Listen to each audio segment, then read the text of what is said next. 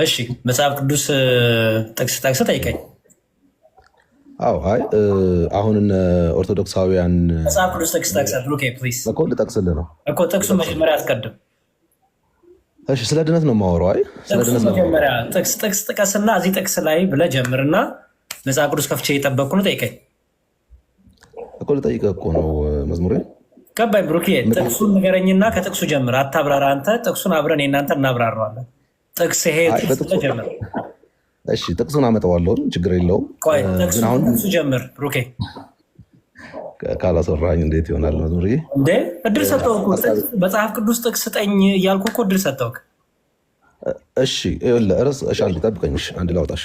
አውጣ።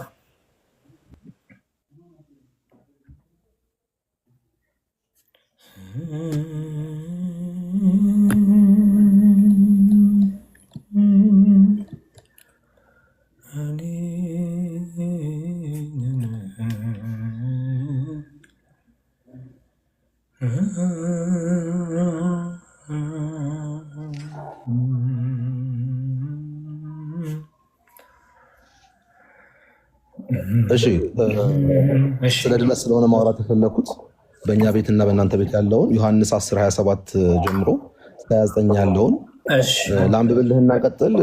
በሱ ተመርኩዤ ልጠይቅህ ወይስ አንድ ቆይ።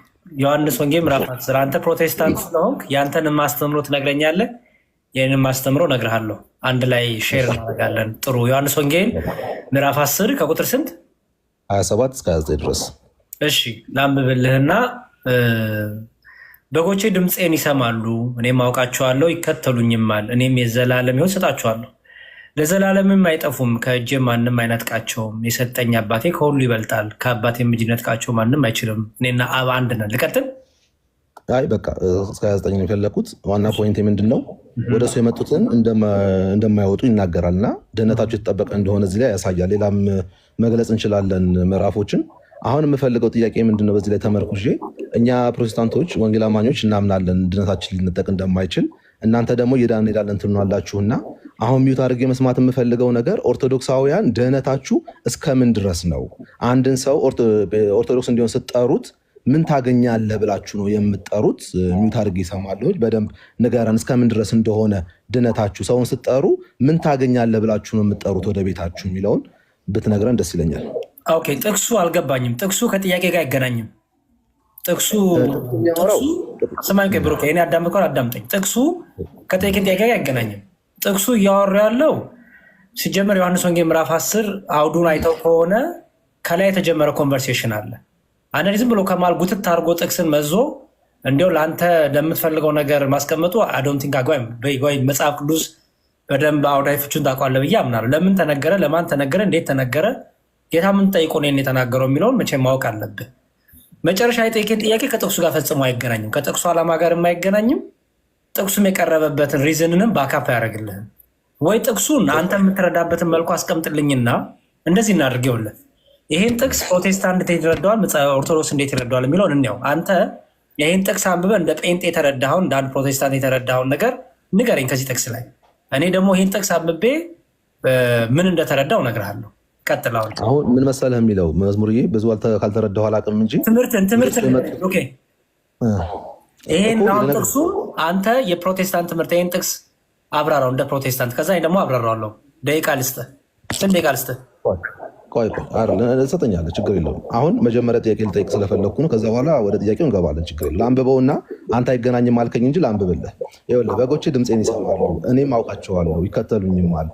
እኔም የዘላለም ሕይወት ሰጣቸዋለሁ፣ ለዘላለምም አይጠፉም፣ ከእጅ ማንም አይነጥቃቸውም የሚለውን ኮት ያዝልኝና ለዘላለምም አይጠፉም ከእጅ ማንም አይነጥቃቸው የሚለውን ያዝልኝና እኛ እንደዚህ እናምናለን።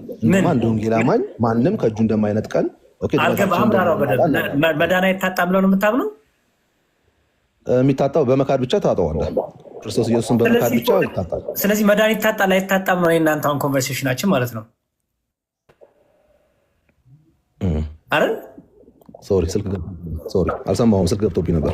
ስለዚህ መዳን ይታጣል አይታጣም ነው እናንተ ኮንቨርሴሽናችን አሁን በዚህ ጥቅስ መሰረት እኮ። አሁን ይህን ኮታ አድርጌ ያመጣሁልህ መዝሙር ከተረዳኸኝ ጥያቄን ለማድረግ የፈለግኩትኝ እኔ ኦርቶዶክሳውያንን ኑ ወደ ወንጌል አማኞች ስል የምልበት ምክንያቴ የዘላለም ህይወትን እንዲያገኙ ብሩኬ እሱ አይገናኝም እያልኩ እኮ ነው ወንድም አለም። ይኸውልህ አሁን አንድ ሰው አሁን ስማኝ፣ ኑ ወደ ዘላለም ህይወት፣ ይሄ ጥሪ ይባላል። የምን ጥሪ? አንድ ሰው ያላመነን ሰው ና ወደ ዘላለም ህይወት ና፣ ኢየሱስ ክርስቶስ በክርስቶስ እመን፣ በቤዛነቱ እመን። ይሄ ላላመነ ክርስቶስን ለማይቀበል ለሙስሊም ና ወደ ዘላለም ህይወት በክርስቶስ ቤዛነት እመን፣ ለሙስሊም ይሰበካል። ለኦርቶዶክስ መተ ግን በክርስቶስ ቤዛነት እመን ና ወደ ክርስቶስ ብትለው እመን ና ወደ ክርስቶስ ብትለው እመን ና ወደ ክርስቶስ ብትለው ሳቁን ነው የሚለቅብህ። ምክንያቱም ኦርቶዶክሲያን ጠቅላላ በክርስቶስ ቤዛነት እናምናለን። ክርስቶስ እንደተሰቀለ ስለ ኃጢአታችን እንደሞተ እናምናለን። አሁን የእናንተ ማውራት ያለብን አንተም ድኛለሁ ትላለህ፣ በክርስቶስ አምኛለሁ ድኛለሁ ትላለህ፣ እኔም አምኛለሁ ድኛለሁ ብያለሁ። መዳን ይታጣል አይታጣም የሚል ዲስከሽን ነው እናንተ ማድረግ ያለብን እንጂ እና ወደ ክርስቶስ እንዴት ለኛ ወደ ክርስቶስ የቀረብኩትን ሰው። እሺ ጥያቄው ላስተካክልልህ። ምናልባት በዚህ ካልተግባባን እንደዚህ እናደርገው። እናንተ ድነናል፣ እንድናለን፣ እየዳን እንሄዳለን የምትሉት ነገር አለና እሱ ነገር ላይ አንድን ሰው ወደ ቤታችሁ ስትጠሩ እና ወደ ኦርቶዶክስ ስትሉት እየዳንክ ትሄዳለህ ስትሉት በራሱ አቅም ነው ሳልቬሽኑን የሚያስጠብቀው ኦር በመንፈስ ቅዱስ ኃይል ብቻ ነው የሚያስጠብቀው? ይህን ነገር የኦርቶዶክስ ትምህርት ምንድን ነው? እዚህ ላይ ንገረኝ እስኪ። እየዳን እንሄዳለን ነው የምትሉት አይደለ? በራሳችን አቅም ተፍጨርጨረን ነው እንትን የምንለው። ጥሩ ነገር እየሰራን ንስሐ እየገባ ማን ያለው? እስኪ ማስረጃ ስጠኝ። ነው የምንሄደው ነው የምትሉት? ማን ያለው? ማስረጃ ስጠኝ። ሀሜት እንዳይሆንብህ ውሸትም እንዳይሆንብህ ማስረጃ ስጠኝ። እንግዲህ ሌሎቹ ጋርም ስወያይ ይሄ ነው አቋማቸው። እኔም ደግሞ ኦርቶዶክስ ስለነበረ ማስረጃ ስጠኝ ነው ያልኩት። ለምሳሌ እንደዚህ እገሌ እንደዚህ ብሏል፣ ስም ጥራልኝ። እኔ አሁን ስም እዚህ ላይ ልጠራ አልፈልግም። ችግር የለውም። የወንድሞቼ ስም ስለሆነ እኔ ያለው እኔ ኃላፊነት ወስዳለሁ። ንገረኝ። ቆይ አይደለም፣ እሺ አይደለም እያልከኝ ነው። እኔን ተወኝና አንተ ነህ ክሌም ያደረከው ወንድሜ። እኔ አይደለም እያልኩ ክሌም ያደረከው ወንድሜ እኔ አይደለም እያልኩ ቆይ ስማኝ ወንድሜ፣ የምትነግረኝ ነገር የእውነት መሆኑን ማራግጠው ስም ሰጠራ። ምክንያቱም እዚህ ቲክታክ ላይ የሚያስተምሩት ወንድሞች ብዙዎቹን አውቃቸዋለሁ። እንደዚህ አይነት ነገር እንደማይናገሩ አውቃለሁ። ማን እንደተናገረ ንገረኝ። እየዳንን እንሄዳለን የሚለው ነገር የለም፣ አያስተምሩ። እየዳንን እንሄዳለን ማለት በራሳችን ተፍጨርጭረን ነው ምንድን ነው ብለዋል። ያልክበትን ማስረጃ ስጠኝ። የኔ ኤክስፕላኔሽን ነው እንጂ እሱ ስለዚህ ነው እሱ ማንም እንደዛ የሚል የለም አይደል? ቆይ ድነናል እየዳን እንሄዳለን የሚል አስተሳሰብ አለ እናንተ ጋር። ምን ማለት ነው ድነናል ስንል? አንዴ ድነናል ስንል ማለታችን ነው አብራራው። ለምሳሌ አስተሳሰቡ ትምህርቱን ኦርቶዶክሶች እንዴት ላላችሁ? ድነናል ስንል ምን ብለን ነው የምናብራራው? እናንተ ከጥንት አብሶ በአዳም የተሰራውን ኃጢአት የመጣውን ሞት አንድ ጊዜ አንስቶልናል ብላችሁ የምታምኑ ናችሁ። ማን ነው እንደዚህ ያለው? ንገረኛ። አሁን ቲክቶክ ላይ ሀሜት ስለማልወድ አምጣልኛ። እኛ ሲጀምር በውርስ ኃጢአት ይወረሳል ብለህ የምታምነው አንተ ነህ። እኛ የውርስ ኃጢአት አናምንም። ሰው ንገረኝ፣ ማን ነው እንደዚህ ያለው?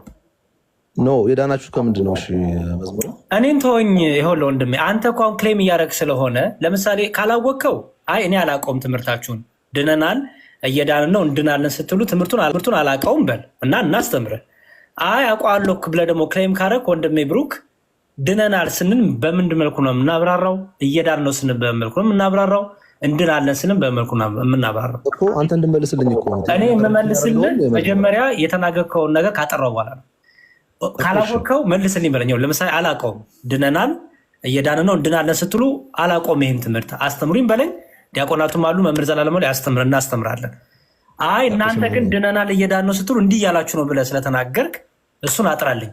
እኛ ድነናል ስንል እንደዚህ እናድርገው። ይኸውልህ አሁን እንዳንጨቃጨቅም እዚህ ሰው እንዲማር ጭቅጭቅ አይደለም። እኔ ውሸትና ሀሜት ስለማልወድ ነው። ቆይ አሁን ችግር የለውም። አሁን ድነናል እየዳን እንሄዳለን እንድናለን የምትለው አስተምሮ ምን ለማለት ፈልጋችሁ እንደሆነ እስኪ ንገረን። ከዛ ጥያቄን አቀርብልሃለሁ። ጥሩ። ስለዚህ የኦርቶዶክስን ትምህርት አታውቀውም ማለት ነው። ድነናል እየዳን ነው እንድናለን። እኔ የማውቀውን አውቀዋለሁኝ። መዝሙር የምታውቀውን ንገረኝ። ቆይ እኔ እኮ ጠያቂውን አይደለሁ እንዴ? የምታውቀውን ንገረኝ። መጀመሪያ የምታውቀውን ንገረኝ ብሩክ። እማውቀውን እነግርሃለሁ። መጀመሪያ አንተ መስማት ትፈልጋለህ? ንገረኝ። መጀመሪያ የምታውቀውን ንገረኝ። ምክንያቱም ሀሜትና ወሬ ከሆነ የምታውቀው ትክክል አይደለም እንድልህ፣ ትምህርታችን ከሆነ ግን ትክክል ነው እንድልክ ማለት ነው። አሁን መልስልኝ። ምንድን ነው የምታውቀው? ድነናል እየዳንን ነው እንድናለን ስንል እነዚህ ሶስቱ እንዴት ነው የምናብረው? ለምሳሌ ድነናል ስንል ምን እያልን ነው? እየዳንን ነው ስንል ምን እያልን ነው? እንድናለን ስንል ምን እያልን ነው? አውቀዋለሁ ሰምቻለሁ ብለሃል። ንገረኝ እኮ ያንተ እኮ ነው ይሄ እንትን እኔ ማስረዳት አለብኝ። መዝሙር አውቀዋለሁ፣ ምክንያቱም ስታስረዳኝ ኦርቶዶክስ ነበርኩኝ። መዝሙር ኦርቶዶክስ ነበርኩኝ። የማውቀውን ነገር አትንገረኝ። አንዴ ስማኝ ወንድሜ፣ ኦርቶዶክስ ሰይጣንን መልአክ ነበር። እኔ እኮ አይደንቀኝም እኮ ኦርቶዶክስ ባትሆን ለራስ ነው። ምንም የሚጎልባት ቤተክርስቲያን ነው። እኔ ኦርቶዶክሳዊነትን ጸንቻለሁ ለራሴ ጥቅም ነው። ስለዚህ ምንም አንተ ጎደልክ ያሬድ ጎደለ የሚጎልባ እኛ ነው የሚጎልብን። ስለዚህ እሱን ቶ አሁን እኔ የምፈልገው ወንድሜ ብዙ ጊዜ ይዋሻል በኦርቶዶክስ ላይ ሐሜት ውሸቶች አሉ። ለምሳሌ ድነናል እየዳንን ነው እንድናለን ስንል ምን እያለን እንደሆነ እናንተ በውሸትና በሐሜት ታበራሩታላችሁ። ያላለውን አላችሁ እያላችሁ ያላስተማረውን እንዲህ ነው የሚሉት እያላችሁ ተዋሻላችሁ። እሱም ማወቅ ስለምፈልግ አውቀዋለሁ ስላልከኝ ደግሞ አሁን ኦርቶዶክስ ነበርኩኝ ስላልከኝ ኦርቶዶክስ ተዋሕዶ ቤተክርስቲያን ድነናል እየዳንን ነው እንድናለን ስትል ሶስቱ እንዴት ነው የምታብራራው? ንገረኝ። የዳናችሁት በመስቀሉ ስራ ድነናል ብላችሁ ታስባላችሁ። በአዳም ኃጢአት የመጣውን ድነናል ብላችሁ ታስባላችሁ። ከዛ በኋላ ግን ቆያ አስረዳይ ካልከኝ መስማት አለብህ እኮ። እያስተካከልኩ ነው። ውርስ ኃጢአት አናምንም እኛ። እሺ እኮ ትለኛለህ። አሁን ልናገርና እኔ አንተ ይሄ አናምንበትም ደግሞ እናምንበታለን ትለኛለህ። ኦርቶዶክሳውያን የሚያምኑት ምንድን ነው? አንደኛ እምነታቸው ጌታ ኢየሱስ ክርስቶስ በመስቀል ላይ በከፈለው ዋጋ በአዳም ዘንድ የመጣብንን ኃጢአት እነዛን ኃጢአቶች ምን እናረጋለን ይላሉ። ክርስቶስ ከፍሎልናል፣ ሞቶልናል፣ አዲስ መንገድን ከፍቶልናል። ወዴት? ምንድንበትን ውሸት የምንገባበት እግዚአብሔር ጋር ውሸት የተናገርከው እኛ ክርስቶስ ነገር እኮ እያስታከኩ ስለሚሄድ ነው። እንደዚህ ከሆነ እንዴት አወራለሁ ታዲያ? እኔ ለጨርስ ከዛ ያዝ ይሄ ልክ አይደለም በለኝ። አንተ ነው አንዳንዱ ነው የምናገው። መጀመሪያ ድኛለሁ ወይም ድነናል ስንል ያልከውን እሱ ላይ እንጨርስ። ድነናል ስንል እኛ አንተ ባልኩ አይደለም ውሸት ነው። እኛ እንደዛ እናስተምር። እሺ እንዴት ነው? በጣም ጥሩ። እኛ በውርስ ኃጢአት አናምንም። እኛ የምናምነው ምንድነው መሰለ? ድነናል ስንል ኢየሱስ ክርስቶስ በአዳምና በሔዋን ካገኘን ድቀተ ባህሪ ወይ ደግሞ ውጤቱ ወይም ከዛ መርገም የኃጢአታቸው ስራ ውጤቱ የስጋም የነፍስም ሞት መጥቶብን ነበረ። በስጋ በሰብ መቅረት አዳም አፈር ነው ወደ አፈር ተመለስ ተብሎ በአዳምና በልጆቹ ላይ ሁሉ በሶ መቅረት ነው። ትንሣኤ ሙታን አልነበረም። አንድ ሁለተኛ ደግሞ የነፍስ ሞት ደግሞ መጥቶብን ነበረ። ምን? ከእግዚአብሔር ልጅነት አተን ነበረ። መንግስት ከገነት ተባረናል፣ ከእግዚአብሔር ልጅነትም አተናል። ኢየሱስ ክርስቶስ መጥቶ ቤዛ ሲሆን እነዚህን ዋጋዎች ሁለቱን ሞታችንን ሞቶልን ትንሣኤ ሙታንን ሰጠን፣ ደግሞ ከራሱም ከአባቱም አስታረቀን። ይሄ የሰው ስራ ያልሆነ የሰው ጥረት የሌለበት በጸጋው በቸርነቱ በምህረቱ የተደረገልን እኛ ሳንወደው የወደደን ይሄ የእግዚአብሔር ድንቅ ስራው ድንቅ ፍቅሩ ልጁን ቤዛ አድርጎ የሰጠን ይሄ ድነናል ስን እንደዚህ ነው። አሁን ገባ? ምን አጠፋው ታዲያ? እኛ ከኃጢአት አላለማ እኛ ከአዳም አይደል ያልኩህ? ከአዳም የመጣብን ሞት አይደል የመጣው? እኛ ከአዳም ኃጢአት አልመጣብንም እንዴ? ሞት የመጣው ከማን ነው? ውጤቱ በለኛ። አንተ ነህ እኮ አሁን ያገላለጽ ጉዳይ እንጂ መዝሙረ እኔ እኮ አዳም የመጣ ጉዳይ እንጂ መዝሙረ እኔ እኮ አዳም የመጣ አልኩህ። ትምህርት ነው የለየን፣ አገላለጽ አይደለም። ወደ እኔ እናንተ አናለለም አይደለም። ለምሳሌ እንደዚህ እናድርግ። ከአዳም የመጣ አላልኩህም? መዝሙር አንተ በውርስ ኃጢአት ታምናለህ አይደል? ኃጢአት ይወረሳል ብለህ ታምናለህ አይደል? ኧረ ቆይ እኔ እናንተ ነው እየተናገርኩኝ ያለሁት። አንዴ ልዩነታችን እንድታውቀው ፈልጌ ነው። በውርስ ኃጢአት ታምናለህ አንተ? በውርስ ኃጢአት ስልህ ሞት ነው አይደለ ውጤቱ ብለህ ያልከው? እኔ የአዳም ስለ አንተ ነው የጠየኩህ። አንተ በውርስ ኃጢአት ታምናለህ ወይ? ቆይ ልመልስልህ እኮ ነው። ኃጢአት ታምናለህ ወይ? ቆይ ልመልስልህ እኮ ነው። አዳም ኃጢአትን ስላደረገ በሰው ልጆች ሁሉ ሞትም መጥቷል። ከዛ ሞት ደግሞ ሊያድነን የሚችለው ደግሞ ክርስቶስ ኢየሱስ በተገለጠ ሰዓት በመስቀል እኔ እሱን አልጠየኩም። ብሩክ ይኸውልህ በጣም ስለምንተዋወቅ ነው የሚይዝ። በውርስ ኃጢአት ታምናለህ አታምንም? አንተ ኃጢአት ይወረሳል ብለህ ታምናለህ አታምንም? ኃጢአት ሳይሆን የሆነው ሞትም ግን ወርሰናል። እኔ እሱን አልጠየኩም። ኃጢአት ይወረሳል ብለህ ታምናለህ ወይስ አታምንም? ኃጢአት ይወረሳል፣ ስለተወረሰም ነው ሞት የመጣብን። ስለዚህ ኃጢአት ይወረሳል ብለህ ታምናለህ። ለምሳሌ አንተ ልጅ ስትወልድ ኃጢአት ወርሶ ነው የሚወረደው። ሞትን የኔን ኃጢአት ሳይሆን ከአዳም ጀምሮ የነበረ ኃጢአት ስለሰራ ያ ኃጢአት ደግሞ ሞትን ውጤት ስላመጣ ያ የሞት ውጤት እኛ ድረስ ደርሷል፣ ይቀጥላል። አሁን ስለዚህ በኃጢአት ሳይሆን ውጤቱ ነው ያገኘን ማለት ነው። ኃጢአት የለማ።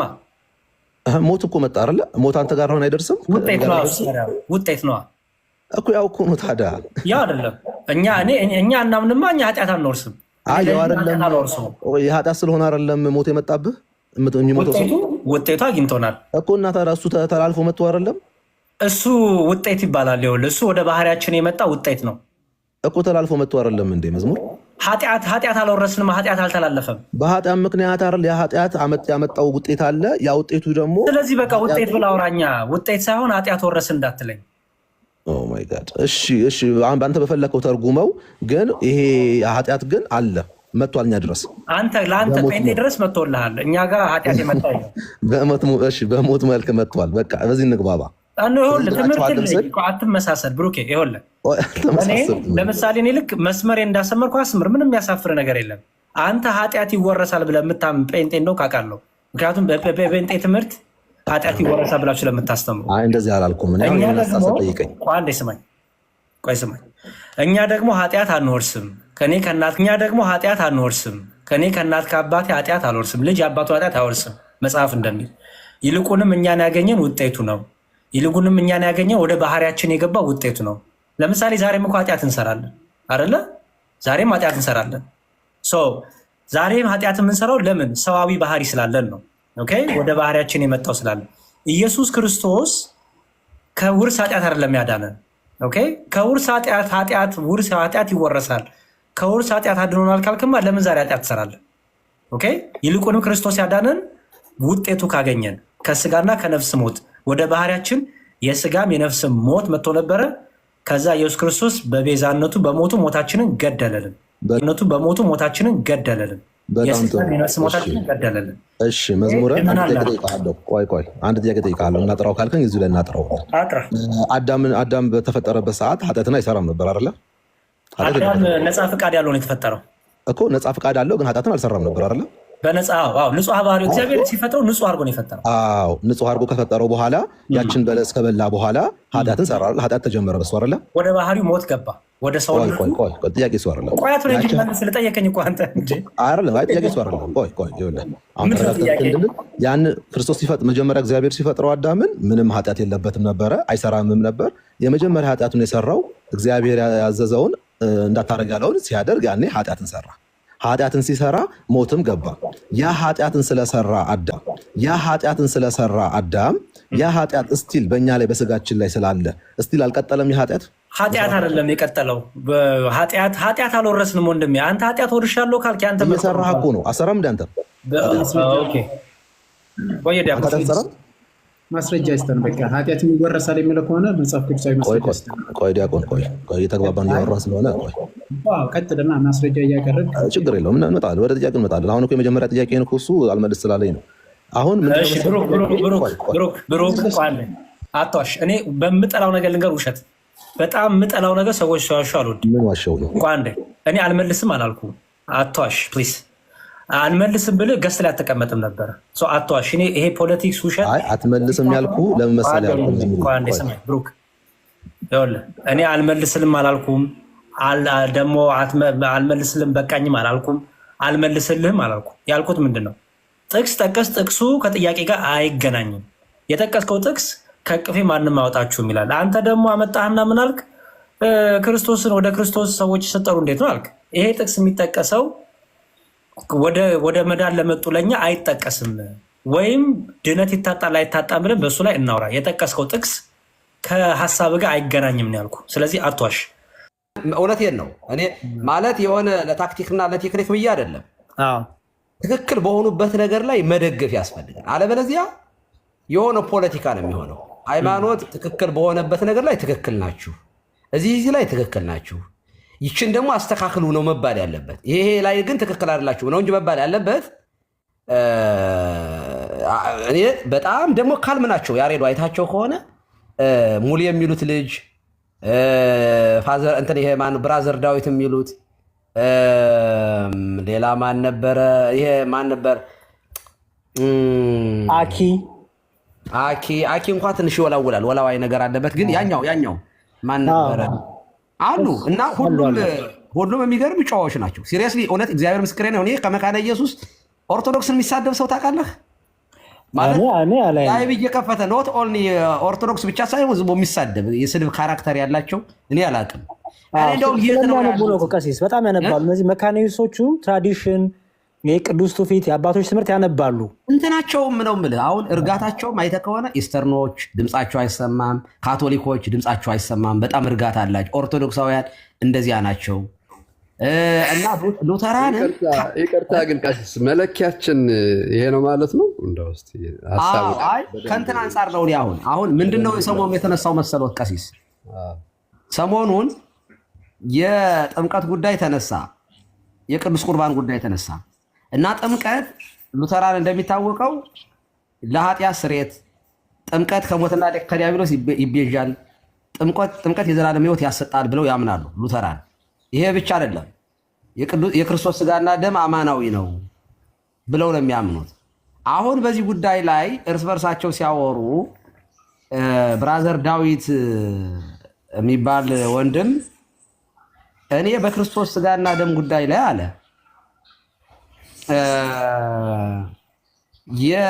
ቢሰጡኝ ትክክል ናቸው ብዬ የማምነው ካቶሊክና ኦርቶዶክስ ናቸው። እነሱ ጋር ሄጄ ብቀበል ምንም አይመስለኝም አለ።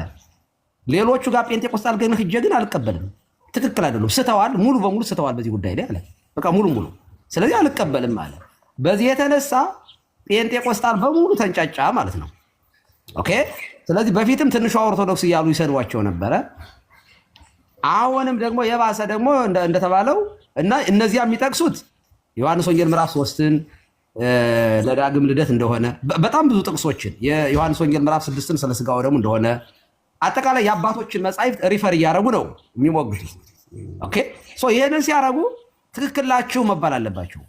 ከዚያ በኋላ የምናወራው በምን ጉዳይ ነው ከነሱ ጋር?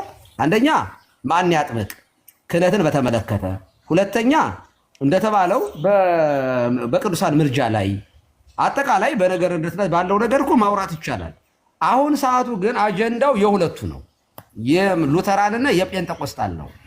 በእኛ ደግሞ እንደ ታዛቢ ማን ነው መዳኘት ካለብን የምንዳኘው በዚህ ጉዳይ ላይ ሉተራን ትክክል ናችሁ፣ ጴንጤቆስጣል ግን እኔ ከሙስሊም ተሽሎ አላየሁትም፣ በኔ እይታ ማለት ነው። ገልብጦ ነው የሚረዳው እንዳለ መጽሐፍ ቅዱስን ቀስዬ እኔ አሁን እንደተረዳዋቸው መጽሐፍ ቅዱስን ገልብጠው ነው የሚረዱት። ባናቱ ነው የተከሉት። እንደው ጥግን ያዘ እያለ ቀለም የጥግ ያስያዘ። ስለዚህ አንደኛ ትምህርት ላይ አያወሩም። እግዚአብሔር በሚያውቀው የጴንጤቆስጣሎች ተቃውሞ ላይ ነው ያሉት። መሰረታቸውን በመቃወም ላይ ምንም መልካም ነገር ቢኖር ራሱ ከመቃወም ወደኋላ አይሉ። በቃ መቃወም ኔጌቲቭ ቲንከሮች ናቸው። ትክክል ነው የሚሉት እንኳን የላቸውም። በቃ ማንኛውም በነገራችን ላይ ኦርቶዶክሳውያን ድናቸዋል አዳላችሁም የሚጥል ጥያቄ ሐዋርያት ድነዋል አልዳኑም ብለው እኮ ይመጣሉ። የጌታ እናት ድናለች አልዳነችም ሁሉ ሊመጡ ይችላሉ። መጨረሻ ላይ ጌታ ድኗል አልዳንም ሁሉ ሊሉ ይችላሉ። ባይዘይ አሁን በዚህ ሰዓት ላይ እኔ የሉተራን ደጋፊ ነኝ። በዚህ ሰዓት ላይ በቃ እነሱ ትክክል ናቸው። ከዚያ እኔም ወደፊትም የምናወራ ከእነሱ ጋር ነው። ቢያንስ የሆነ የሚመስል ነገር ይዘው ሲያወሩ ወደ አንዲቷ ቤተክርስቲያን እንድንመጣ ነው። ቀሲስ ይሄንን አዳምጠውት ከሆነ ያለው ሁኔታ እሱ ስለሆነ ነው እንዳትገቡ ያልሁት። ይሁን ተቃውሟችን መልሶ ደግሞ ተገልጦ ሌላ እንትን ውስጥ ደግሞ እንዳንገባ ሁሉንም በአግባቡ በልክ መያዝ ጥሩ ነው ለኔ። ለምን ያው ተከፋፍሎ የመጣ ግሩፕ ነው እንደተባለው። እነሱም ከዚህ በፊት ሲናገሩ እንደነበሩት እየተበጣጠሱ የመጡ ናቸው። ግን ለሁሉም በሚገባው ጊዜ በሚገባው ሰዓት የሚገባውን መልስ ለሁሉም በጨዋ ደንብ መስጠት ነው የኛ እንትን የሚሆነው እንጂ እንትናን ደግፈን እንትናን ተቃውመን የሚሉ አካሄዶች ነገ መልሰን ልንጮህባቸው ስለምንችል ማለት ነው። እሱም ቲክቶክ አንዱ የወሎት ቀስዬ ቲክቶክ አንዱ ሲስተምና ቴክኒክና ታክቲክ አለው። እኔ የተማርኩት ነገር ከነ ያሬዶ ማለት ነው። ከነ ያሬዶ ከነ ቃዲሳ ከነ ኢዮብ የተማርኩት ትምህርት ነው ይሄ። ፖለቲካው ከባድ ነው። እሱማ ፖለቲካ ካልተጨመረበት አደጋ አለው። አሁንማ ኤአይ ተጨምሮበት ደግሞ በቃ አደጋ አለው። ለዚያ ነው እና እኔ አሁን ኦርቶዶክሳውያንም ትንሽ ቲክቶክ ላይ ሳይቆዩ ቀጥታ ዲቤት እንዳይገቡ እመክራለሁ። የእውቀት ችግር ላይኖር ይችላል፣ ግን አቀራረቡ ላይ ችግር ካለ ከጥቅሙ ጉዳቱ ስለሚያመዝን በመረጃና በማስረጃ መሬት ላይ ያለውን ሁኔታ ተረድቶ ምን እየተካሄደ ነው፣ ከዚህ ቀደም በዚህ ጉዳይ ላይ ዲቤት ተነስቶ ያውቃል? ወንድሞች ምን ብለው መለሱ? በዚያ በኩልስ ምን ብሎ ተነሳ የሚለው መጠናት አለበት። እንደዚሁ ዘው ብሎ ዲቤት ውስጥ መግባት እሱም እኮ በቤተክርስቲያን ታሪክ እኮ ስናጠና ዲፌንደር ኦፍ ፌዝ የሚባሉ እነዚህ አፖሎጂስቶቹ ለብቻቸው ይታወቃሉ እነማን እንደሆነ። ሁሉም መምህራን ናቸው፣ ግን በተለይ ደግሞ ዲፌንደር ኦፍ ፌዝ ወይም ደግሞ የእምነት ጠበቆች ብለን የምንላቸው የተለዩ አባቶች አሉ። አባቶቻቸው ሁሉም አባቶች ናቸው። ስርዓትን መሰረት አድርጎ የሚያስተምር አለ፣ ዶግማን መሰረት አድርጎ የሚያስተምር አለ፣ እምነትን የሚጠብቅ የሚያስጠብቅ አለ። እንደየጸጋቸው ያስተምራሉና እኛም ዛሬ መከተል አለብን ብዬ የማስበው እሱ ነው። ቀሲስ ንጽጽር ላይ በደንብ የሚሰሩ ከሆነ ይሄ የእሳቸው አገልግሎት ነው። ያሬድ በጣም የሚመክር ከሆነ የያሬድ አገልግሎት የምክር አገልግሎት ነው። ምክንያቱም የሚመክር በምክሩ፣ የሚጸልይ በጸሎቱ፣ ሁሉም በየተሰጠው ጸጋ ይትጋ ይበርታ የሚለውን የቅዱስ ጳውሎስን ምክር ሳንዘነጋ እንጂ ሁሉም ሰው ገና ቲክቶክ ጀምሮ ወደ ዲቤት ይሄ ጤነኛ አካሄድም አይመስለኝም። ለቀለሜ ዲቤት የሚመጥን ሰው ብዬ የምመርጠው ሰሙን ነው። ሰሙ ዲቤት ቢገባ ከቀለሜ ጋር እየሰማይ ከሆነ ሰሙ አንበሳ ነው የምናወርድልህ። ግጠመው እባክህ።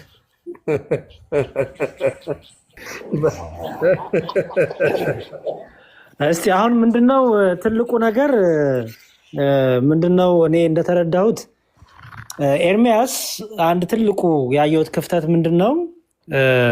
ሁሌም ሴራ፣ ተንኮል፣ ክፋት አይባቸዋለሁ። በተለይ እዛ ያለ ግሩፖች አሉ፣ የተወሰኑ ግሩፖች እና በንጹህ ልብ የሚዋዩ አሉ። ደግሞ ሴራ ተንኮል ውስጥ ደግሞ የገቡ አሉ። ያው የሚቀዱኝ ስላሉ ነው ይህን ሆን ብዬ የምናገረው እና ያዎችን አይለጥፏትም እንጂ ቀርተው ቢቀዱኝ ደስ ይለኛል። ያ ተንኮል በምንድነው የሚታወቀው? ቀሲስ መሰሎት ይህን ሰሞን ባለፈውን ማን ነው ደምረው እወያያለሁ ሲል ኤርሚያስ የነበረው ደስታ ፍካት በቃ የነበረው በቃ ቪዲዮ ለመስራት የነበረው በቃ በጣም ዕለቱ እስኪደርስ ድረስ የነበረው ቪዲዮ አሰራር ቀሲስ ዲበኩሉ ይቅደሙ አላለም። ካህናት ዲያቆናትም አላለም። የሆነ ዲያቆን ስዩ የሚባልም ወንድማችን መጥቶ ሲል የነበረው ደስታ ልክ ዛሬ ዲያቆን ዘማርያም ግን እሺ ጥሪን ተቀብያለሁ፣ ዲያቆናት ካህናት ይጓዩም ብልሃል፣ ማንም ደፍሮን ፊት አይቆምም ብልሃል፣ ኦኬ እኔ እጓያለሁ ሲለው ግን ምን አለ? አይ ቀሲስ ዲበኩሉ ይቅደሙ አለ። አሁን ምንም ንጹህ የሆነ ልብ የለም ማለት የተሳሰበ ድራማና ፖለቲካ አለ ማለት ነው። ቀሲስ ዲበኩሉ በደንብ አድርገው የኛ መምህር ናቸው። ምንም ችግር የለብንም። ግን ቅንነቱ ካለ አሁን ሙስሊሞቹ ብዙ ጊዜ እንደዚህ ያደርጋሉ። ባይዘወይ ሙስሊሞቹ ምን ያደርጋሉ? በተለይ ወሂድ የሚባል አለ እና ልክ ጥሪ ሲቀርብለት አልፈልግም እገሌ መምህር ይምጣ ይላል። እኔ ከተማሪ ጋር አላወራም፣ መጀመሪያ መምህር ገር ይቅደም ይላል። ይኸው እንደዚህ እንዳለ ወደ 4 ዓመቱ ማለት ነው። ከማኑ ጋር ውይይት ማድረግ አይፈልግም።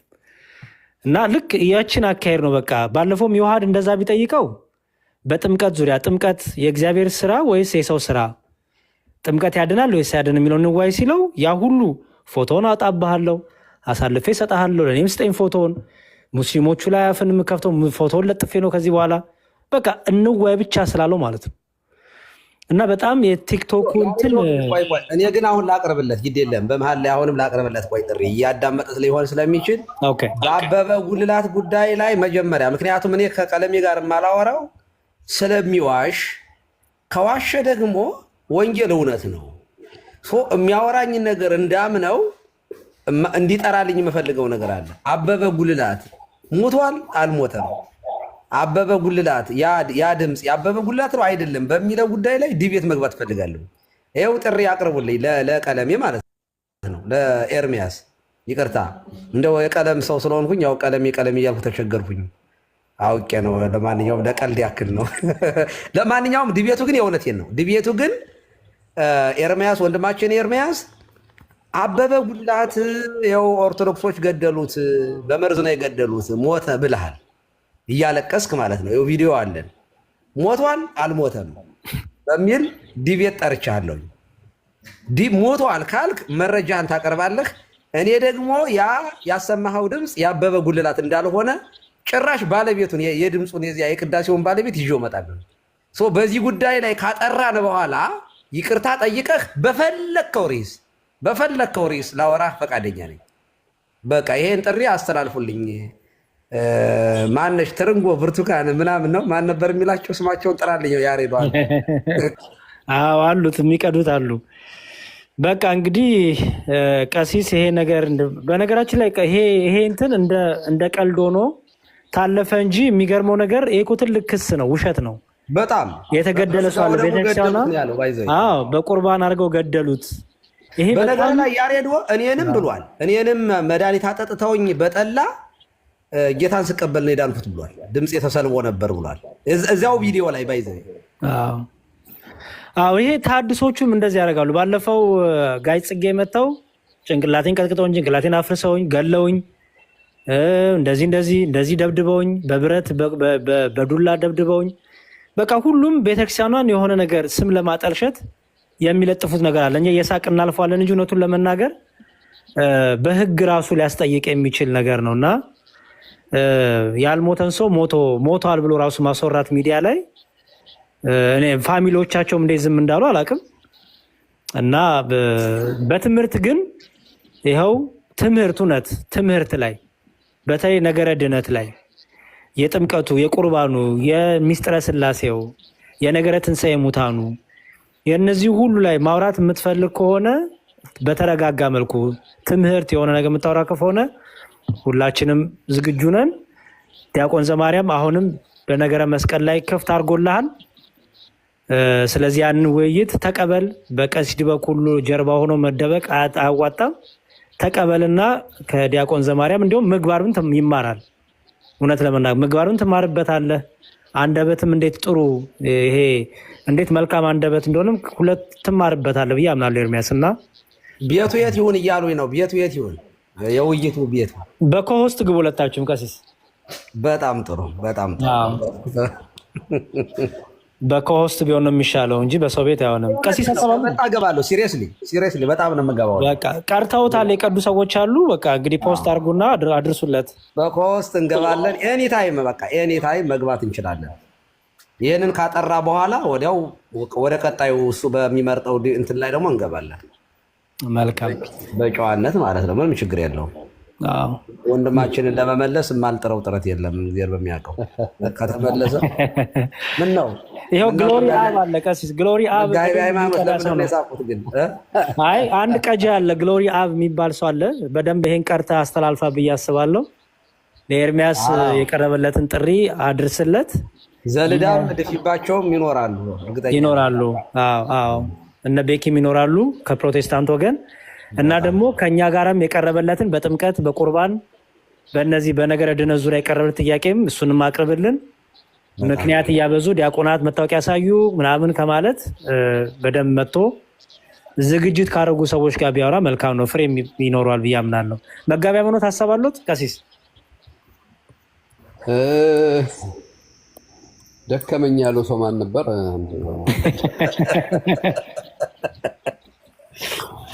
እንትና ነው ኃይለ ዮሐንስ ሳስበው ይደክመኛል አለ። እንዲሁ ይደክመኛል አለ። አስቦ በቃ ደከመኝ ነው የሚያስብለው። በተለይ ከነሱ ጋር ከነ ኤርሚያስ ጋር የሚኖረው ውይይት ብዙ የሚቃጠል ሰዓት ነው። ያው ፊክሽን የሆነው ነገር መዋሸቱ ሌላው ነገሩ እንዳለ ሆኖ ይደክማል። ከነዚህ ሰዎች ጋር ማውራት በራሱ ያደክማል። እኔ መጥኔውን ይስጣችሁ ነው የምለው ለቀሲስም፣ ለያሬድም፣ ለሌሎችም ወንድሞቻችንም እርሱ ጸጋውን፣ ብርታቱን፣ ኃይሉን ያድላችሁ። ግን ከነዚህ ሰዎች ጋር የሚደረግ ውይይት ውሃ እንደማፍሰስ ሆኖ ነው የሚታየኝ። ቀሲስ እንግዲህ ከአበበ በነገራችን ላይ ቀስዬ አቤት እንደ በፊት እኮ ጴንጤ መሆን እኮ ቀረ እኮ አሁን። እኔ አሁን ብዙ ፕሮቴስታንቶች እዚህ ቅበተ እምነት ላይ የሚሰሩት ቀሲስ እንዳሁኑ አሁን እንደምታስተምሩት ያለ ትምህርት ቤተክርስቲያን ውስጥ መኖሩን ባቀሩ አልወጣም ነበር ያሉኝ መብርሃንን ከልቤ ነው። በጣም ብዙ ሰዎች ናቸው። አሁን እኮ ወደ ፕሮቴስታንት የሚሄድ እኮ ኦርቶዶክስ እኮ ቆሟል እኮ ተገቷል እኮ። ይሄ ቀላል እንዳይመስሉት። አምናት ሹር ኳይት ሹር አሁን ላሉት ሀሳብ እርግጠኛ አይደለሁኝም። ምክንያቱም ምናልባት ቤተክርስቲያን የማይሄድ ዝም ወደ ካማ ያለሄድ ዝም በየመጠጥ ቤቱ ያለ ሰው ድንገት ዝም ብሎ ወንጌል በራልኝ ብሎ ዝም የሚሄድ ወይ በተለያየ መንገድ ካልሆነ ቤተክርስቲያን ውስጥ በሰንበት ትምህርት ቤት ውስጥ የሚያልፍ በቤተ ክህነት ውስጥ የሚያልፍ ሰው በፊት ያው መርጌታ ነኝ የሚለው ሁሉ እየሄደ ይዘፈቅ ነበር። ድሮም ከስንት አንድ ነው እኮ የሆነ ሰዓት ላይ ይገርሞታል። በጣም ሰደር ነበር። በጣም እና ቀላል ስራ እንዳይመስሎት። ይሄ ማለት ሁለተኛ ክሬዲት ያለመስጠት እኮ አይደለም አባታችን። አሁን የፕላትፎርሙ አገልግሎት ምን ያህል ጥቅም እንዳለው አም ሊቪንግ ዊትነስ በደንብ በቅርበት ያየሁት የምመለከተው ማቀው ስለሆነ ማለት ነው። የዚህ የንጽጽሩ የእንትኑ ምናምኑ ሳይሆን በትክክል ዛሬ መማር ማወቅ ለሚፈልግ ሰው ቢፈለግ በመልቲሚዲያው ቢፈለግ በፕሪንት ሚዲያው ቢፈለግ በመምህራን ሪሶርስፉል ነው። ጊዜው የተመቸን የዚህም የፕላትፎርም ደግሞ አገልግሎት እነዚህን ነገሮች ከማሰራጨት አኳያ ደግሞ ትልቁን የአንበሳውን ድርሻ ይወጣል አውቃለሁኝ። እና አዘንድ ኦፍ ዘዴ ከእነዚህ ሰዎች ጋር የሚኖረው እንትን ምንድነው? ጡንቻ መለካካት ነው። ስለዚህ በውይይቱን እኛ በጸሎት እናግዛለን። አባታችን እንግዲህ ኤርሚያስም ይሁን ማንም ይሁን ሲመጣ ቤተክርስቲያኗ በትክክል የምታምነውን የምትመራበትን ነገር ማሳየት የሁላችንም ድርሻ ነው። ከታች ደግሞ ያሉ ልጆቻችን የሚሰሙ ልጆቻችን ደግሞ ጥሩ ነገር ይዘው ለህይወታቸው የሚጠቅመውን ነገር ጨብጠው መጓዝ አለባቸው። አሁን ከታች ያለው ትውልድ የሚሰማን ትውልድ ተከራካሪ ትውልድ እያደረግ ነው። ተሳዳቢ ትውልድ እየሆነ እየመጣብን ነው። መጸለይ ያለብን አባታችን። የጸሎቱ ጉዳይ ምንም ጥያቄ ውስጥ የሚገባ አይደለም። እኔ ግን ባየሁት ቀሲስ በጣም ደስተኛ ነኝ። አሁን ችግሮች አሉ። አዎ ምንጊዜም የሆነ ነገር ሲሰራ አገልግሎት ላይ ደካማ ጎኖች ይኖራሉ። ግን አትሊስት አይተውት ከሆነ ፕሮቴስታንቱ ዋን ሴቭድ ኦል ሴቭድ ዛሬ መጥቶ ዲቤት የሚያደርግ ሰው የለም። አሁን ዛሬ ቅድም ያሬዶ ጋር አንዱ ገብቶ ያልበላውን ሲያክ ነበር። ያልተጠየቀውን ይመልሳል። ማንም በዚህ ጉዳይ ላይ ወጥቶ ዲቤት ማድረግ አቆሙ። እነ ጌርሳም ሳይቀሩ እኛም እኮ ስጋውን እኮ ዝም ብሎ ባዶን እንኳ አንልም። አሁን መካነ ኢየሱሶች ዲፌንድ ሲያደርጓቸው መጥተው እኛም አማናዊ ነው የምንለው ወደ ማለት ሁሉ እና ይሄ ምን ያሳያል? የፕሮቴስታንቱ የሐሰት ስብከት ሰብኮ ነው ከቤተክርስቲያን ብዙ ሰዎችን ይዞ ሄደው። ኦርቶዶክስ እንደዚህ ማርያምን ታመልካለች፣ ገብርኤልን ያመልካሉ። የውሸት በቃ ይህንን እያሉ ነው የወሰዱት በጣም ብዙዎች። አሁን እንዲህ የሚባል ተረት እንጂ እንዲህ የሚባል እምነት እንደሌለ ማንኛውም በዚህ በጣም ብዙ ሰዎችን በውስጥ ያወሩኛል። ከፕሮቴስታንቶች ኮንታክት የሚያደርጉ ሰዎች አሉ። እንደው እንደዚህ ቢኖር ኑሮን ያልወጣም ነበረ። አሁን ለመምጣት ቤተሰብ መስርቻለሁ፣ እንደዚህ ነኝ። አሁን እንዴት ነው በነገራችን እየተጠራጠሩ ሁሉ አይምሯቸው ሁሉ እና መዳን አልችልም ወይ እኔ በክርስቶስ ካመንኩኝ ቅዱስ ሥጋውን ክቡር ደሙን አማናዊ ነው ካልኩኝ መዳን እችላለሁ አልችልም? አሁን ይሄ ኩዌሽን ማድረግ ጀምረዋል። ይሄ ማለት ለምን ይረዳል ካሉ ባክ ቱ ዘ ኦሪጂን ወደ መጀመሪያዋ ወደ ጥንቷ ቤተክርስቲያን ወደ ኢትዮጵያ ኦርቶዶክስ እንዲመለሱ እድል የሚሰጥ ነገር ነው። ኦኬ ዛት ሷ አሁን እነ ቀለሜ አይተዋቸው ከሆነ ስለ ዶግማ ማውራት አይችሉም። ምክንያቱም ፐርፌክት ምንም ነገር ጥያቄ ማንሳት አይችሉም። ሰው ደግሞ ኦርቶዶክስ የሚሆነው በዶግማ ላይ በተመሰረተ ነገር ላይ ነው። ስለዚህ የሚያደርጉት ምንድን ነው? ለእነሱ ስህተት የመሰላቸውን ነገር ለኢአማንያን የሚከብድ ለማያውቁ ሰዎች ከበድ ያለ የሚመስሉት ከገድላት ከታምራት ያወጡና በዚህ ሰው ቤተክርስቲያኗን በመክሰስ የውሸት ክስ በመክሰስ የውሸት ፕሮፓጋንዳ በመንዛት ከትምህርቱ ውጭ በሆነ ፖለቲካ መውሰድ ነው የሚፈልጉት። ዛሳይ ወደ ዶግማ የማይመጡት ስለዚያ ነው። ወደ ዋናው ትምህርት የማይመጡት በዚህ ተከራክረው ማሸነፍ አይችሉም። ከኛ ነው የተማሩት ዶግማውንም። ይሄ ትምህርተ ሥላሴ አሁን እነሱ ምን ብለው ስለ ምስጢረ ሥጋዌ ትልቁ ፓስተር የሚባለው እኮ ዮናታናችን እኮ የጠቅላይ ሚኒስትሩ ጓደኛ አይ ከሥጋዋ ሥጋ ከነፍሷ ነፍስ ተነሳ የሚባል ነገር የለም አልነሳም ብሎ ተናገር አይደለ? ባዮሎጂ ምናምን እንደዚህ ብሎ አወራ። ከ5-6 ዓመት በኋላ አይ ተሳስቼ ነበር ይቅርታ አለ። እኔ በጣም እኔ የሚታየኝ በጣም ይሄ ወደ ፕሮቴስታንት የሚሄደው መቆሙ፣ ብዙዎቹ ደግሞ ለተቀላል በማይባል ሁኔታ ደግሞ ወደ ኦርቶዶክስ የተመለሱ በጣም ብዙ ናቸው። ማቆም መቻል በራሱ ትልቅ ነገር ነው። ይሄ እንዲተጉ ወጣቱ መማሩ ወጣቱ ራሱ ቅበተ እምነት ላይ እዚህ አብነት ትምህርት ቤት እዚህ ቦታ ነበሩ የምንላቸው ልጆች አይደሉም እዚህ ጋር እየሞገቱ ያሉት።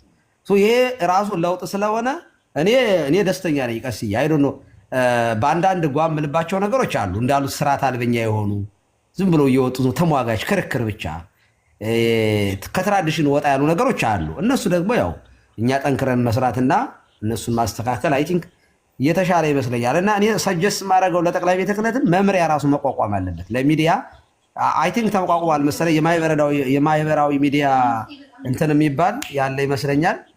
ስለዚህ እሱ ላይ በተቋም ደረጃ እንዲሰራበት ክትትል እንዲደረግበት ስህተቶቹ የሚታረሙበት መንገድ እኛም ሁላችን እንደዚያ አድርጎ ከተሰራበት ትውልዱ ያለው አንድ ወላጅ ቢጠየቅ ልጆቹ ያሉት ላይቭ ላይ ናቸው። ዛሬ ልጆች እንኳ ዲሲፕሊን እንደሚደረጉት ስልክ በመቀማት ነው። ወይ ቲክቶክ ተጠቃሚ ናቸው፣ ወይ ፌስቡክ ተጠቃሚ ናቸው፣ ወይ ኢንስታግራም ተጠቃሚ ነው። ልጆች ራሱ ማህበራዊ ሚዲያ ላይ ነው ያሉት ማለት ነው። አንድ ልጅ ታብሌቱ የሚቀማ ከሆነ በቃ የሰማይና የምድር መገልበጥ ይቀለዋል። ታይም አውት ምናምን አሁን በጣም ለልጆች የሚከብደው ስልካቸውን መቀማት ነው። ለምን? ያሉት ልጆች ሌላ ዓለም ላይ ነው። እኛ ደግሞ በጎቻችን ተከትለን የመሄድ ግዴታ እንዳለብን ይሰማኛል።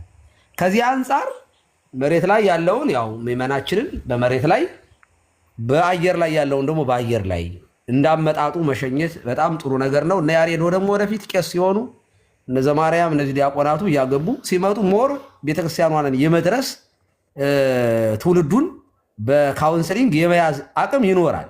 እና ይሄ ቀላል እንዳይመስሎት ቀስዬ ጅዴሎት ማይጥፎ ለማለት ነው ያለው አባታችን የትም አይጠፋም እንዳሉት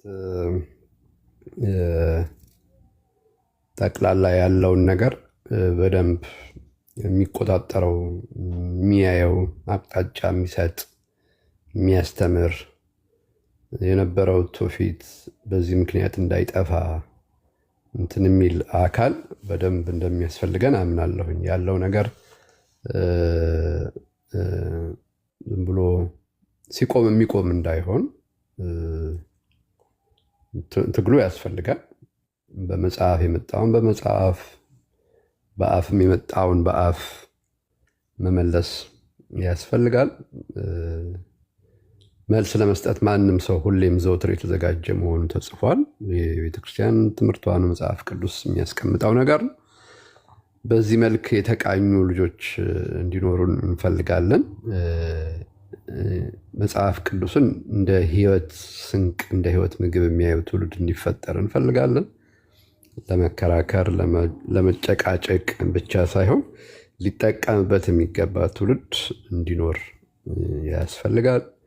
አንብቦ የዘላለም ሕይወት የሚያገኝበት የሚጠቀምበት፣ ከስብራቱ የሚጠገን፣ ከቁስሉ የሚፈወስ፣ ከወደቀበት የሚነሳ ትውልድ እንዲኖር እንፈልጋለን።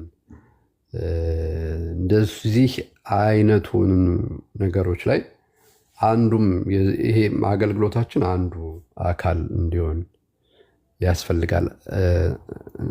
የቲክቶክ አገልግሎት እናስቀምጠው ከተባለ በጣም ብዙውን ስፍራ የሚይዘው ዕውቀተ እምነት ነው እና ግን ጎን ለጎን ፓራሌል ደግሞ ሊሰሩ የሚገቡ ስራዎች እንዳሉ ይሰማኛል።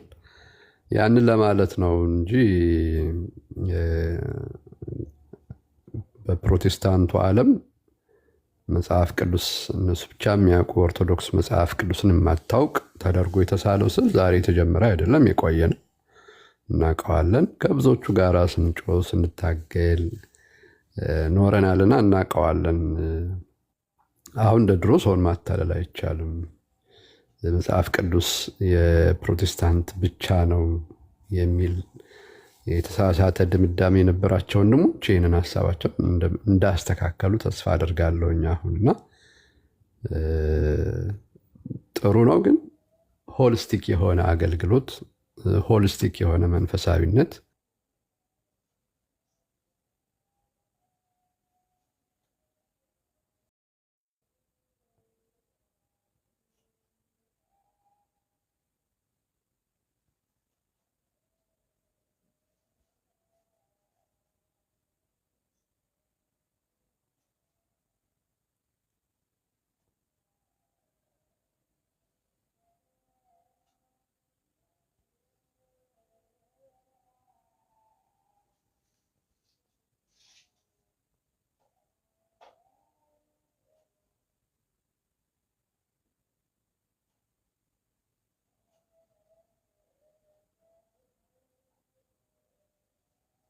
አባታችን ያሬድ። እሺ ቀሲስ፣ አይ በጣም መልካም ጥሩ አባታዊ ምክክሮች ነው የሰማነው እና ቅድም ቀሲስ እንዳሉት ሁለቱም አባቶቻችን እንዳሉት ያው ቲክቶክ ላይ ያለን ወንድሞች አባቶችም ዲያቆናትም ጭምር የቤተክርስቲያን ፍቅር በተለይ ቤተክርስቲያን ላይ ሲዋሽ በፊት ቲክቶኩ ሳይመጣ መሬት ላይ ብዙ ተዋሸ። በየአዳራሹ በየፕሮቴስታንቱ አዳራሽ ብዙ ሰው ተዋሽቶ ተወሰደ እና አሁን ደግሞ የነገ ወደ ሚዲያ ሲመጣ ተደራሽነቱ ሰፊ ነውና ብዙ ውሸቶችን ማስቆም ችለናል። እውነቱን ለመናገር እንደ ፕሮቴስታንቱ ቤተክርስቲያኑ ዕለት ዕለት እንደሚዋሸው ውሸት ብዙ ነገሮች ማስቆም ተችሏል። የእግዚአብሔር ስራ ነው። እግዚአብሔር ነው መመስገን ያለበት። ኢቭን እንኳን የሚገርሙት ቀሲስ ስዕላት አሁን ኮመንት ላይ የሚጻፍ ነበረ። ስዕላትን በተመለከተ ረጅም ዓመት ስዕላትን ፕሮቴስታንቶች እኛን ጣዖት አምላኪ ጣዖት ነው የምስሉት፣ መሳል ራሱ ጣዖት ነው። ማን ነው ስዕል ሳሉ ያላችሁ? እስቲ ማን ነው? ጳውሎስ ነው? ማቴዎስ ነው? ስዕል ሳሉ ብሎ እስቲ የጻፈ አምጡ ያዘዛችሁ ማን ይሉ ነበር። አሁን ምን ሆነ? ተቀየረና ደግሞ አይ ይቻላል እኮ ዋናው ለማስተማር እስከሆነ ድረስ ይቻላል። ያ ጥቅስ አምጡ ሲል የነበረው ማለት ነው። እስቲ ማን ነው ሳሉ ያላችሁ? ጳውሎስ ነው? ሉቃስ ነው? ማን ነው ሳሉ ያላችሁ ሲል የነበረ ሰው አይ ችግር የለውም እኮ መሳል ማለት ጀመረ ማለት ነው። መልሰን ግን እነዛን ሰዎች ስዕል ማን ሳሉ አላቸው ብንላቸው መልስ የላቸውም። እነሱም ራሱ እኮ ዛሬ ማን ሳሉ እንዳላቸው መልስ የላቸውም። እና ስዕላት ላይ እንኳን ያሉ አመላከት ተለውጠው ጸጥ ብሏል። የሚገርሙት ጸጥ ብሏል። ለአንድ ሰሞን ሆ የተባለ ስዕላት ላይ ጭራሽ በራሳቸውን ቤተ እምነት ስዕላት እንዳሉ ጭራሽ በነ ጊዮርጊስ ስም በነ ማርያም ስም በነ ሚካኤል ስም በተለያዩ ሰማዕታት ስም በሉተሪያን ቸርች እንዳለ የተሰየመ ቤተክርስቲያን እንዳለ ሁሉ ስናሳይ ስዕላትን ስናሳይ የነ ቅድስት ባርባራ የተለያዩ ቅዱሳን ስዕል በየሉተሪያን ቸርቹ ተለጥፎ ስናሳይ ማዕጠንት እየታጠነ ለመስቀሉ ብዙ ነገር የተደረገ መስቀሉ ላይ እጃቸውን አድርገው እንጨት መስቀሉ ላይ ጸሎት ሲያደርጉ ሲዳብሱት ይህን ሁሉ ስናሳይ ጸጥ አለ። በቃ ጸጥ አለ። እና ይሄ የሚዲያ ነገሩ በጣም ጥሩ ነው። መጥፎ ጎኑ ያው እዚህ ላይ ብቻ ፎከስ እንዳናደርግ መሬት ላይ ደግሞ አለ፣ ህይወት አለ። ከሚስጥራት ጋር የተያዘ ከኪዳኑ ከቅዳሴው ከስጋው ደሙ ጋር የተያዘ ህይወት አለ። ይሄንን እንዳንዘነጋ እንዳንረሳ ያስፈልጋል። ምክንያቱም እኛ ኦርቶዶክሳውያን ሚስጥራት በሚስጥራት በኩል ህይወትን እናገኛለን፣ ህይወትን እንካፈላለን፣ ጸጋ በረከትን እናገኛለን ብለን እናምናለን። ለእኛ የክርስቶስ ስጋና ደም እውነተኛ ነው።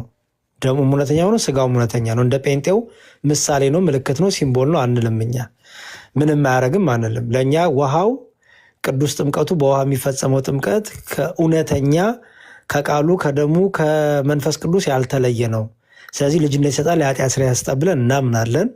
ለፕሮቴስታንቱ ደግሞ መንቦራጨቅ ነው። ውሃ ምንም አያመጣም፣ ውሃ ምንም ነገር የሚያጥበው ነገር የለም የሚል እንሰማለን። እኛ ግን ከሚስጥራት ጋር የተያዘ ህይወት ስላለን የቤተክርስቲያኗም ህይወት ከምስጢር ጋር የተያዘ ስለሆነ ሚዲያ ላይ ያሉትን ወደ ምስጢራቱ ደግሞ ሞር እንዲጠጉ ሞር እንዲቀርቡ ብዙ መሰራት አለበት አምናለሁ። እንደ ተቋም ደግሞ ቢሆን ቅድም ቀሲስ ዲበኩሉ እንዳሉት የግለሰብ ሩጫ ከሚሆን በተቋም መልክ ደግሞ በቅዱስ ሲኖዶሱ ደግሞ በደንብ የተዋቀረ እንዳለ ክፍል አውቃለሁ። ዲፓርትመንት ምን ያህል እየተንቀሳቀሰ እንደሆነ ባላቅም በብፁዕ አቡነ አብርሃም ጊዜ ግን እንዳለ ሰምቻለሁ እና ያንን በደንብ አጠናክሮ የሚዲያውንም ከቨሬጅ መሬት ላይ ያለው ነገር ከቨሬጅ ሁሉም ዓለም ላይ ያለው ነገር ሁሉ ከቨሬጅ የሚሰራበት ሚዲያውን በደንብ ዋይዝሊ በኢንስታግራም፣ በትዊተር፣ በዌብሳይቶች በእነዚህ ሁሉ ቤተክርስቲያኗ ትምህርቷን ሁሉ በደንብ እንድታዳርስ የምናደርግበት ነገር እሱ ነገር መመቻቸት ግዴታ ነው። ሆፕፉሊ እሱን እንግዲህ እናያለን ብዬ አስባለሁ እና እናንተም አትጥፉብን አባቶቻችን። ቀሲስ በተለይ ቀሲስ ቴዎድሮስ መጋቤ ሃይማኖት የእርሶ ጸጋ መምከር፣ ማስተማር፣ መገሰጽ፣ መቆጣጠረኝነት ነውና እርሶ ባይጠፉብን ብዬ አምናለሁ። ቀሲስ ሁሉም እንደ ጸጋችን ቀሲስ ዲበኩሉም የራሳቸው ያስተምሮ የማስተማር የመገሰጽ የመቆጣት ደፈር ብሎ የመናገርም ጸጋ አላቸው። ሁላችንም ልዩ ልዩ ጸጋ አለና እንግዲህ ቀስቃ ባይጠፉብን ቀሲስ ብዙ አይጥፉብን ነው መጋቤ ሃይማኖት። አንጠፋም ያሬዶ ያው ልጆቻችንን ጥለን የት እንሄዳለን ብለን ነው። አዎ እኔ እና ቀሲስ እኮ ስንት አሳልፈናል። ቀሲስ ይገርሞታል። ለመጀመሪያ ጊዜ ቀሲስ መጥተው በቃ ቲክታክ ላይ መስቀል ይዘው ሲባርኩ ምን ሲሉ ጴንጤዎቹ ይመጡና አንተ ዲጂታል ቄስ እያሉ ቀሲስን ለማሸማቀቅ ደግሞ ቄስ ምን ይሰራል በቃ በጣም ይሰድቧቸው ነበረ። ብዙ አሳልፈናል 4 ዓመቱን። እንደዚህ ቄስ በቄስ ሊሆን እንትኑ ቀሲስ ተመስገን ነው ብቻ ተመስገን። ይህንን ማየት ትልቅ ነገር ነው። በጣም በጣም ቀሲስ። አይ መልካም በቃ እንግዲህ አትጥፉ፣ እንገናኛለን። ቀሲስ መጋቤ ሃይማኖት ቀሲስ ዲበኩሉም እንግዲህ አንጠፋፋ። እያሱማ ጓደኛችን ነው። እያሱ ደጋግማ እሱ ነው እንደ አካውንት ባለቤት እሱ ነው። ቪን አርት እንጃ ነው። አይ መልካም ቀሲስ ዲበኩሉ አሉ።